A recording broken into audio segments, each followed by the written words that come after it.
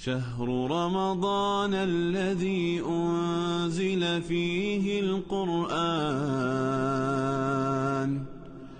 هدى للناس وبينات من الهدى والفرقان.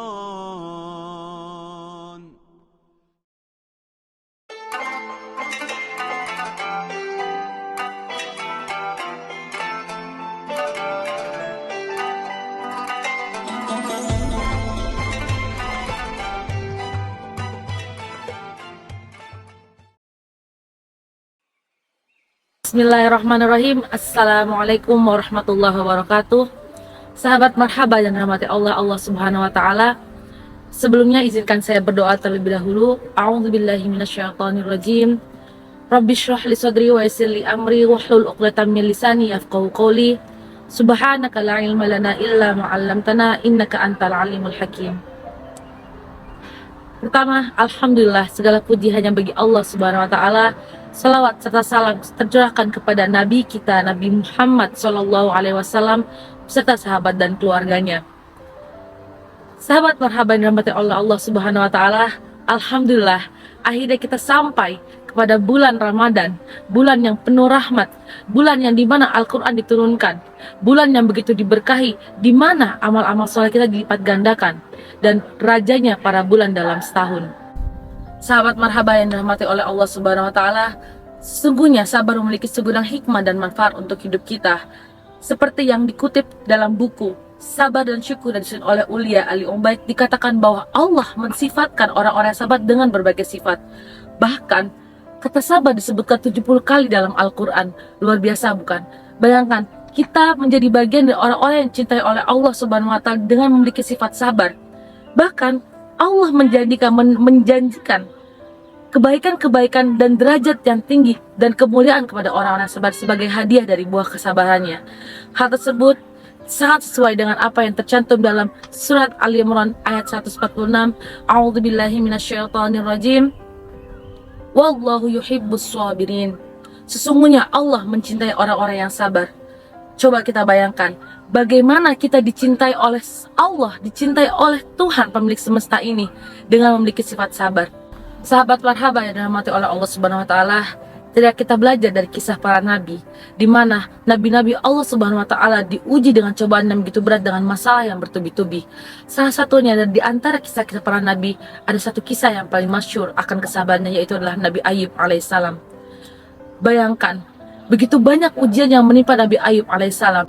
Meskipun begitu, apakah keimanan Nabi Ayub gentar? Apakah keimanan Nabi Ayub goyah? Sama sekali tidak, sahabat. Bahwasanya Nabi Ayub tetap bertahan dengan keimanannya meskipun diuji bertahun-tahun dengan cobaan yang belum pernah ada manusia yang diuji seperti itu.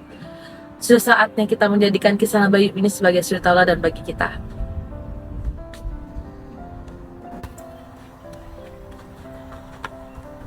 Sahabat marhaba yang dirahmati oleh Allah Subhanahu wa taala, begitu berat cobaan yang menimpa Nabi Ayub alaihissalam. Beliau menderita penyakit kusta selama 20 tahun. Dari kepala sampai ujung kakinya keluar nanah. Seluruh keluarganya meninggalkannya. Bahkan tidak hanya itu, seluruh kekayaannya, ternak-ternaknya mati dalam sekejap, hilang dalam sekejap. Tidak hanya itu, bahkan beliau kehilangan 12 anaknya dalam waktu sekejap juga.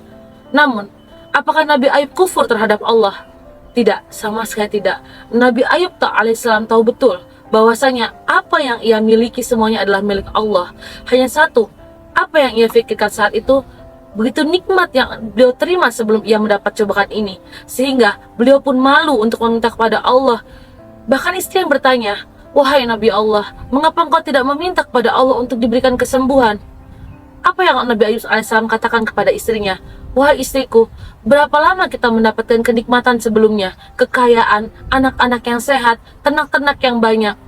Lalu istri yang menjawab, "Selama 20 tahun. Lalu berapa lama aku diuji dengan penyakit ini?" Nabi Ayub alaihissalam menjawab, 18 tahun. Aku malu bahwa minta pada Allah. Aku malu setelah nikmat yang begitu banyak Allah berikan, aku malu harus meminta lagi. Namun, Allah Maha tahu atas segalanya. Allah Maha tahu atas hamba-hambanya yang bersabar. Sahabat marhaba yang dirahmati oleh Allah Subhanahu wa taala, Allah membalas ketabahan dan keteguhan dan kesabaran Nabi Ayub alaihissalam dengan berbagai nikmat yang lebih banyak dibandingkan dengan nikmat yang diterima oleh Nabi Ayub alaihissalam sebelumnya. Allah Maha mengetahui atas segala hal, dan hal ini sangat sesuai dengan apa yang tercantum dalam Al-Quran surat Az-Zumar ayat 10. A'udzubillahi minasyaitonirrajim. Innama yuwaffas sabiruna ajrahum bighairi hisab. Shadaqallahul azim. Artinya, sesungguhnya hanya orang-orang yang bersabarlah yang dicukupkan pahala mereka tanpa batas. Bayangkan, tanpa batas. Artinya, hal ini tidak bisa akan pernah dihitung dengan kalkulator manapun. Hal ini tidak akan pernah bisa mencapai logika siapapun. Sahabat marhaba yang dirahmati oleh Allah Subhanahu wa taala, sudah saatnya di bulan Ramadan ini, mari kita jadikan sabar sebagai prinsip hidup kita, cara hidup kita. Bahkan sabar ini adalah perintah Nabi kita, Nabi Muhammad SAW dalam hadisnya. Beliau mengatakan bahwasanya sabar itu ada 3 macam, yaitu adalah sabar dalam menghadapi musibah, sabar dalam melakukan ibadah atau dalam ketaatan, yang terakhir adalah sabar dalam menjauhkan diri dari perbuatan maksiat. Sahabat marhaba yang dirahmati oleh Allah Subhanahu wa taala, selama kita masih bernafas, selama kita masih menyandang status kita sebagai manusia, maka ujian demi ujian akan kita temui, pasti akan kita temui. Namun, apa yang kita bisa lakukan sebagai seorang muslim?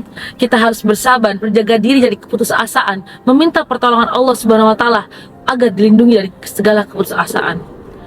Bahkan dalam Quran surat Al-Baqarah ayat 193, A'udzubillahi minasyaitonirrajim. Ya ayyuhalladzina amanu ista'inu bis-sabri was-shalah, innallaha ma'as-sabirin.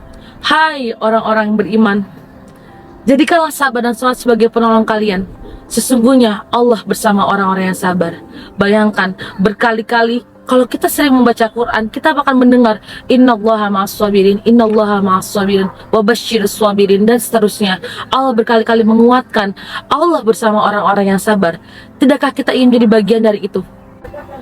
Sahabat, mari kita jadikan sabar sebagai kunci kemenangan kita. Kita latih bersabar pada diri kita selama bulan Ramadan ini. Mari kita latih kesabaran kita pada bulan Ramadan ini dan kita aplikasikan sepanjang hidup kita. Kiranya sekian yang dapat saya sampaikan pada hari ini. Billahi taufiq wal hidayah. Nasrun minallah, fathun qarib, wa basyiril mu'minin. Wassalamualaikum warahmatullahi wabarakatuh.